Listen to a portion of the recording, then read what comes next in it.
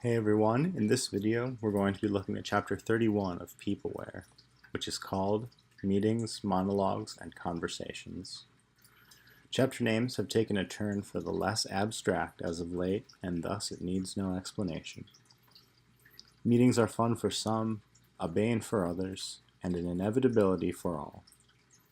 Although this is never officially acknowledged, one of the big purposes for meetings is for individuals to gain visibility in the organization.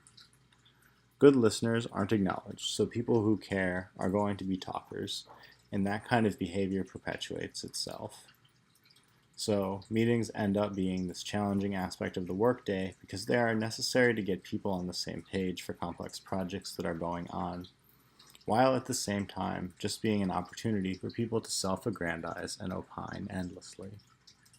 The authors call meetings competitive windbagging.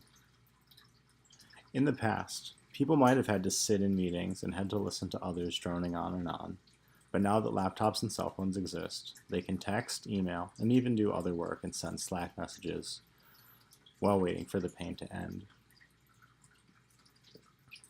In an effort to help people get more engaged with their meetings, the stand-up was invented.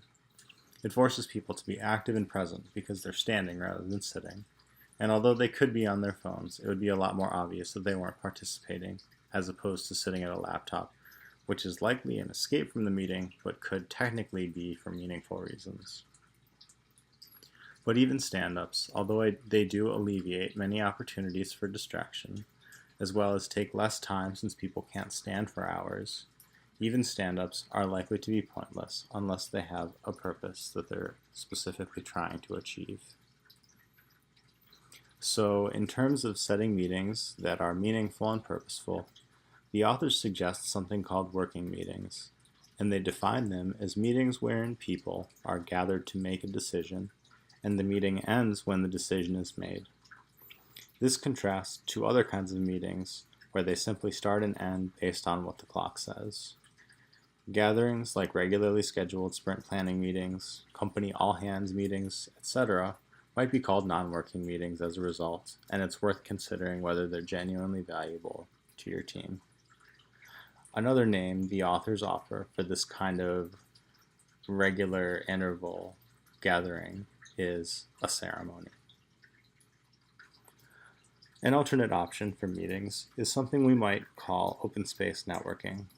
This would be an option where people simply get together and converse with each other as they see fit. Employees have a sense of what their needs are and who else on the team might be able to help them, as well as how they might be able to help others. So, a long chunk of unstructured time allotted for serendipitous knowledge sharing, rather than an arbitrary agenda as defined by the clock, is a highly profitable use for the team's time and energy. That's all for this video.